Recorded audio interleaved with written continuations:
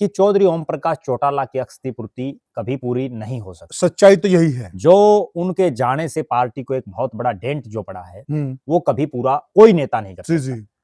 और वो marathon speech कई कई देर तक, बिल्कुल, और वो बुजुर्ग बुजुर्ग 80-80 साल की उम्र में भी, 85 साल की उम्र में, और वो बड़ा जो है भाषण जो उनका एक बिल्कुल डेढ़ घंटे तक वो बोलते थे। बिल्कुल सही बात। जो प्रधान महासचिव का पद है वो कहीं न कहीं राष्ट्रीय अध्यक्ष से भी ज्यादा महत्वपूर्ण है। बिल्कुल, बहुत बार दी है हम्म, चौटाला साहब ने। पहले शेर सिंह बड़शामी भी हुआ करते, हम्म, जब सरकार थी, जी उनको ही बना रखा था प्रदेश का अध्यक्ष। जी उसके बाद जो है अशोक अरोड़ा को इन्होंने बनाया, उसके बाद बीडी ढालिया, नफे सिंह राठी और अब रामपाल माजरा। जी इसी महिला और यूथ जब तक आपकी पार्टी के साथ नहीं जुड़ेगा, तब तक आप सत्ता के नजदीक भी नहीं आ सकते। नमस्कार साथियों, मैं हूं आपका होस्ट कुलदीप सिंह पुनिया।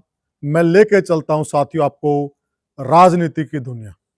अगर राजनीति की दुनिया की बात करें तो साथियों, ओम प्रकाश चौटाला के जाने से हरियाणा की राजनीति में जो एक रिक्तता आई है, और उसके बाद एक सबसे बड़ा सवाल खड़ा हो गया है कि कौन बनेगा इनेलो का राष्ट्रीय अध्यक्ष। और दूसरा सवाल यह भी खड़ा हो गया है कि कौन बनेगा इनेलो का प्रधान महासचिव। दोनों बहुत बड़े पद हैं, और दोनों पदों के हिसाब से जो आदमी इनको संभाले, उसका ऑरा है, उसकी जो पर्सनैलिटी है, उसका जो व्यक्तित्व है, वो भी बहुत बड़े कद का होना चाहिए। क्योंकि ओम प्रकाश चौटाला की जगह लेना कोई आम बात नहीं है, और शायद ही कोई ले पाए। आज सबसे बड़ा सवाल यही है, और यही सवाल हम जानेंगे वरिष्ठ पत्रकार और राजनीतिक विश्लेषक प्रद्युमन जोशीला जी से। प्रद्युमन भाई राम राम। राम राम जी, सभी दर्शकों को नमस्कार, राम राम। प्रद्युमन भाई देखिए, ओम प्रकाश चौटाला जी जिस कद के नेता थे जी, और जो उनका व्यक्तित्व था, जो उनका ऑरा था, और जिस प्रकार से उनकी एक पहचान थी एक बहुत ही अच्छे राजनेता के रूप में, जी, तो अब प्रश्न ये खड़ा होगा उनके जाने के बाद जो ये जगह खाली हुई है जी, इनेलो का राष्ट्रीय अध्यक्ष, जी। तो आप क्या मानते हैं कि उस जगह को कौन सुशोभित कर सकता है? देखो, पहली बात तो ये है कि आज हम जिस टॉपिक पर चर्चा कर रहे हैं, जी इस पर अभी तक किसी ने कोई चर्चा की ही नहीं है। बिल्कुल, किसी की नजरें इस चीज पर गई ही नहीं है। बिल्कुल सही कहा। और ये एक बहुत बड़ा गंभीर प्रश्न है कि एक बहुत बड़े संगठनकर्ता चौधरी ओम प्रकाश चौटाला जी, जी जो प्रदेश के मुख्यमंत्री तो 5 बार रहे, जी लेकिन उसके साथ साथ पिछले काफी लंबे समय से वो इंडियन नेशनल लोकदल पार्टी के राष्ट्रीय अध्यक्ष भी थे। बिल्कुल सही कहा। और अब उनके जाने के बाद इंडियन नेशनल लोकदल का राष्ट्रीय अध्यक्ष पद वो खाली हो चुका है। जी अब कौन होगा इंडियन नेशनल लोकदल का सुप्रीमो कह लीजिए, अध्यक्ष कह लीजिए, या जो इस पार्टी को आगे चलाएगा, ये बहुत बड़ा सवाल है। और इस पर तमाम जो, अगर हम राजनीति की बारीकियों को देखें, तो आज हालात और परिस्थितियां ये हैं कि इंडियन नेशनल लोकदल अपने सबसे बुरे दौर से गुजर रही है। जी आज इंडियन नेशनल लोकदल ना सत्ता में है, ना विपक्ष की प्रमुख पार्टी है, जी बल्कि हरियाणा की विधानसभा के इस चुनाव में वो केवल 2 सीटों पर जीत पाई है। अच्छा, जबकि लोकसभा में वो हर जगह हारी। यहां तक कि उसके जो चौटाला साहब के बाद दूसरे सबसे बड़े नेता थे अभय सिंह चौटाला जी उनको भी बहुत कम वोट मिल पाए। बिल्कुल उसके बाद सुनैना चौटाला को तो मुट्ठी भर ही वोट मिल पाए इनेलो के चुनाव चिन्ह पर। और इस चुनाव के बाद बहुत से लोग पार्टी छोड़ करके भी गए, बहुत से कार्यकर्ता भी छोड़ करके गए। आज हालात और परिस्थितियां ये हैं कि इंडियन नेशनल लोकदल इतने बुरे दौर से गुजर रही है। राष्ट्रीय अध्यक्ष के बाद पार्टी में राष्ट्रीय प्रधान महासचिव और उसके बाद प्रदेश अध्यक्ष का पद होता है। अशोक अरोड़ा जो अभी कांग्रेस में है, हाँ, वो बहुत लंबे समय तक जी इंडियन नेशनल लोकदल के प्रदेश के अध्यक्ष रहे। बिल्कुल, परिवहन मंत्री भी रहे, वो विधानसभा के भी स्पीकर रहे। जी अभी वो फिलहाल थानेसर से कांग्रेस के विधायक हैं। जी उनके पार्टी छोड़ने के बाद बीडी ढालिया हैं, उनको पार्टी का अध्यक्ष बनाया गया, लेकिन उनसे पार्टी नहीं चली। उसके बाद पार्टी ने नफे सिंह राठी, जो कभी बीच में इनेलो को छोड़ करके चले गए थे, कहने का अभिप्राय ये है कि वो इनेलो के विश्वास पात्रों में नहीं रहे थे। उसके बावजूद, क्योंकि जब हालात खराब होती है आदमी की, तो जो बुरे दौर में छोड़ करके चला जाता है उसको भी मना करके लाना पड़ता है। सही कहा। खुद कोई नहीं आता जब हालात उल्टे हों। बिल्कुल। और फिर नफे सिंह राठी को ज्वाइन करा के और उसके बाद उनको प्रदेश का अध्यक्ष बनाया गया। जी। राठी साहब का आकस्मिक देहांत हो गया, उनका मर्डर हो गया था। उसके बाद देखिए इनेलो की क्या हालात है। उनके निधन के बाद रामपाल माजरा हैं जिन्होंने इंडियन नेशनल लोकदल को छोड़ा, वो बीजेपी की टिकट के इच्छुक थे, बीजेपी भी उन्होंने ज्वाइन की जी। उसके बाद उनकी चर्चाएं कांग्रेस में जाने की भी थी जी। और उसके बाद एकाएक रामपाल माजरा जी को इंडियन नेशनल लोकदल ज्वाइन कराई जी। पार्टी छोड़ने के बाद जी। और ज्वाइन कराते ही तुरंत प्रभाव से उनको प्रदेश का अध्यक्ष बनाया गया। जी।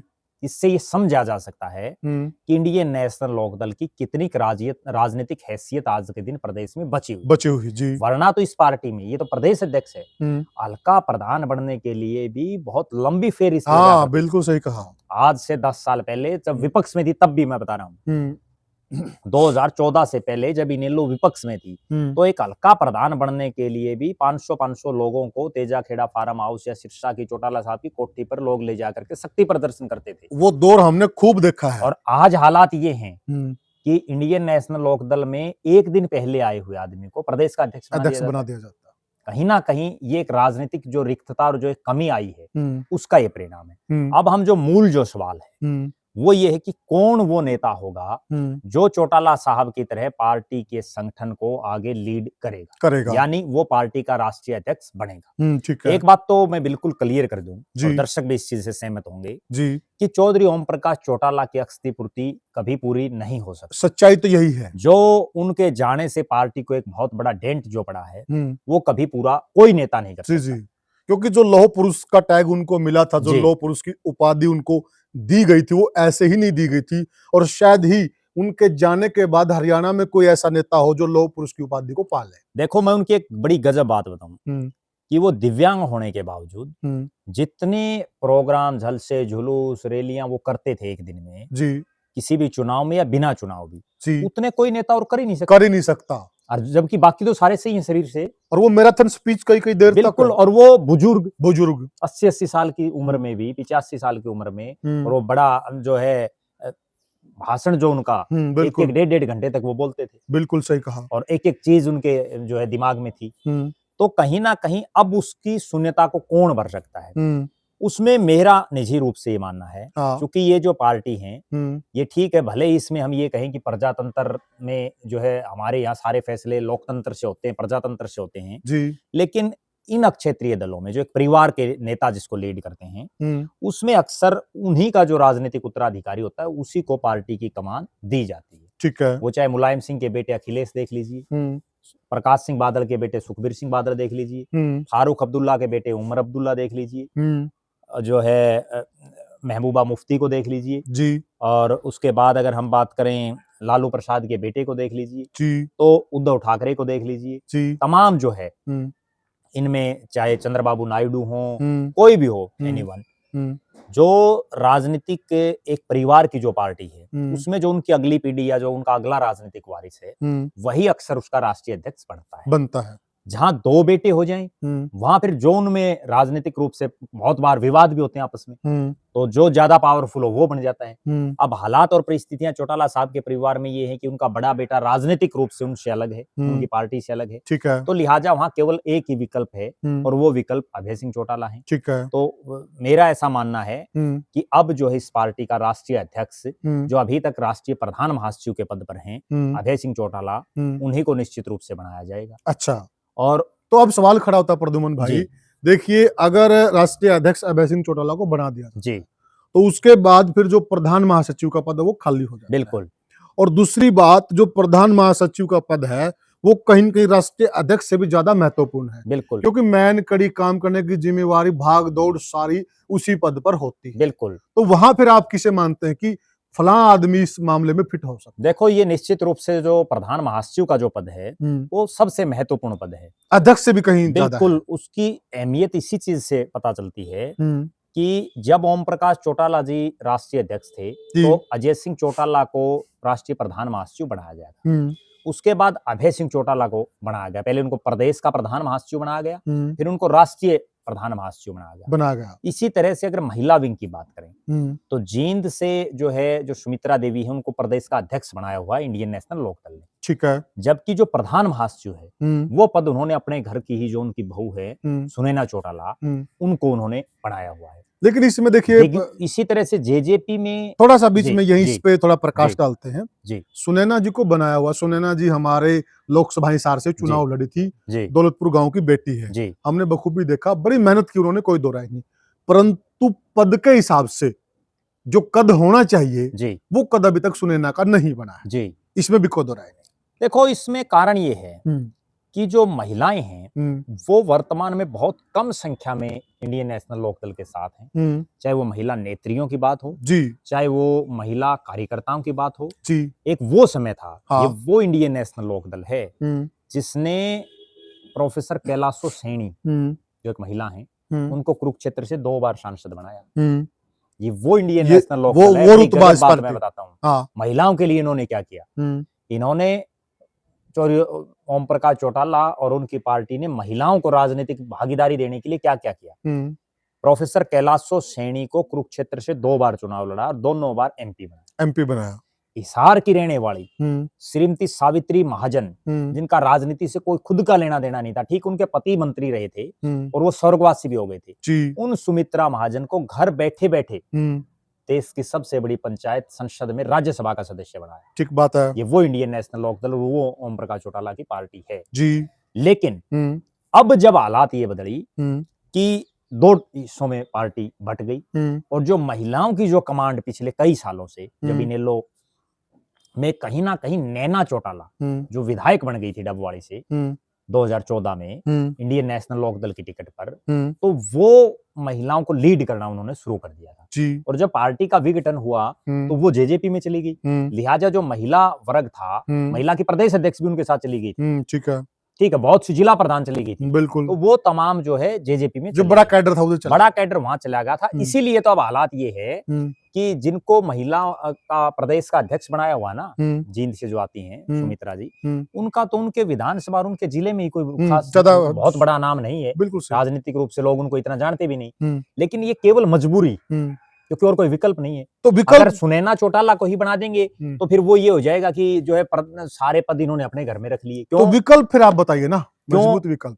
क्योंकि करण चौटाला युवा के प्रभारी हैं, अर्जुन चौटाला को इन्होंने आईएसओ का प्रभारी लगाया हुआ जो स्टूडेंट ऑर्गेनाइजेशन है, तो कहीं ना कहीं सारे पद फिर तो घर के हो गए, इसलिए किसी एक को वो जिम्मेदारी दी गई है। अब जिस विकल्प की हम बात कर रहे हैं वो ये है कि राष्ट्रीय प्रधान महासचिव की जो हम बातचीत चल रही थी उसमें मेरा निजी रूप से ये मानना, और ये एक्सपेरिमेंट चौटाला साहब बहुत बार कर भी चुके हैं, अच्छा, कि इस पद पर ये अपने परिवार से इतर किसी अन्य को ये जिम्मेदारी दे सकते हैं। अच्छा, उसका कारण ये है कि अगर सारे ही पद एक परिवार में इन्होंने दे दिए तो फिर उसके बाद जो पार्टियों में प्रजातंत्र एक शब्द जो बोला जाता है वो कहीं ना कहीं खत्म हो जाता है, गौण हो जाता है। विपक्षी पार्टियों को सवाल उठाने के लिए एक मौका मिल जाता है। बिल्कुल, मौका तो देखो पता सबको है कि भाई इसमें चलनी है बेसिंग की है, लेकिन उसके बावजूद एक जो ये कहते हैं ना भाई किसी को ये पावर दे दी।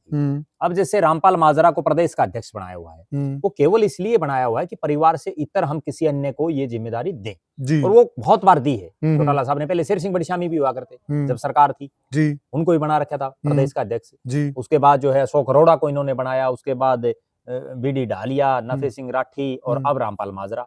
इसी तरह से आप जेजेपी देखो, पहले निशान सिंह को बनाया बनते ही, वही परिवार से बाहर के थे, अब ब्रिज शर्मा को बना रखा है तो वो भी परिवार से बाहर के हैं। कहीं ना कहीं परिवार से इतर भी किसी को बनाएं ताकि लोगों को ये लगे कि हमारे यहाँ हमारे अलावा भी किसी अन्य की पूछ है, जैसे बीजेपी में होता है। बीजेपी के लिए बात बड़ी चलती है कि वहां पे एक आम आदमी पार्टी के सर्वोच्च पद तक पहुंच सकता है। नहीं, वो बीजेपी और इन क्षेत्रीय पार्टियों में दिन रात का अंतर रहेगा। बीजेपी में तो क्या है कि आपको अपनी मेहनत से कई सर्कमस्टांसेस होते हैं, जबकि यहाँ तो जिसको अभय सिंह चाहेंगे वो अभय सिंह राष्ट्रीय अध्यक्ष बन गए तो वो जिसको चाहेंगे वही तो प्रदेश अध्यक्ष बनेगा।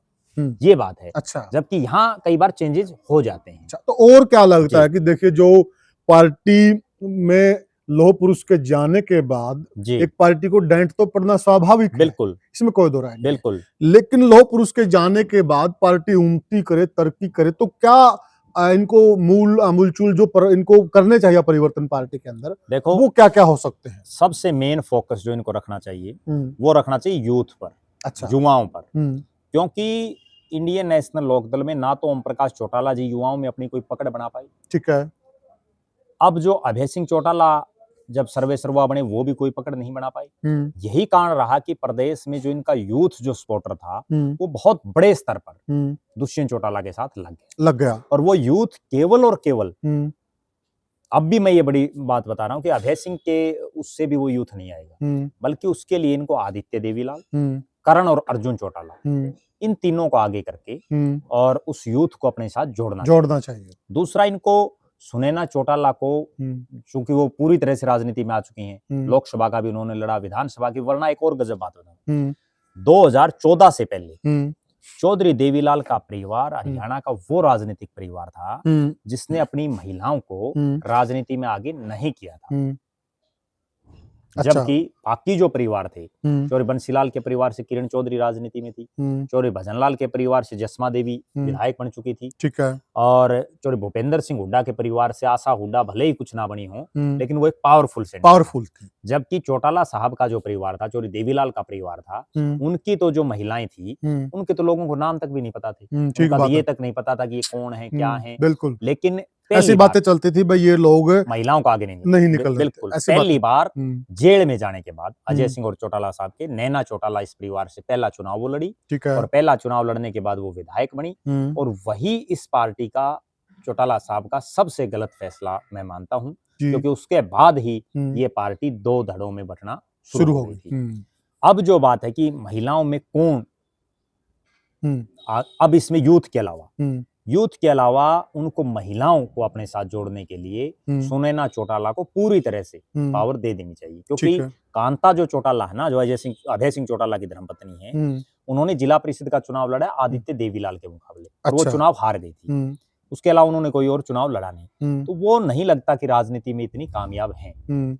और सुनैना चूंकि अब वो जो है 2 चुनाव लड़ चुकी हैं, तो वो कहीं ना कहीं महिलाओं को ज्यादा से ज्यादा जोड़े। महिला और यूथ जब तक आपकी पार्टी के साथ नहीं जुड़ेगा, तब तक आप सत्ता के नजदीक भी नहीं आ सकते। चाहे देश के प्रधानमंत्री नरेंद्र मोदी हों, वो बार बार यही कहते हैं कि महिलाओं और जो यूथ है उनको पार्टी के साथ जोड़ो। चाहे कांग्रेस पार्टी की हम बात कर लें, चाहे हम जेजेपी की बात कर लें, जैसे दुष्यंत चौटाला की पार्टी ने हरी चुनरी चौपाल कार्यक्रम शुरू किया नैना चौटाला ने, बिल्कुल, तो कितनी भारी तादाद में महिलाएं उसमें आया करती। इस तरह से इनको अगर अपनी पार्टी को राजनीतिक तौर पर जिंदा रखना है, तो निश्चित रूप से महिलाओं और यूथ, इन दो पर विशेष फोकस करना पड़ेगा।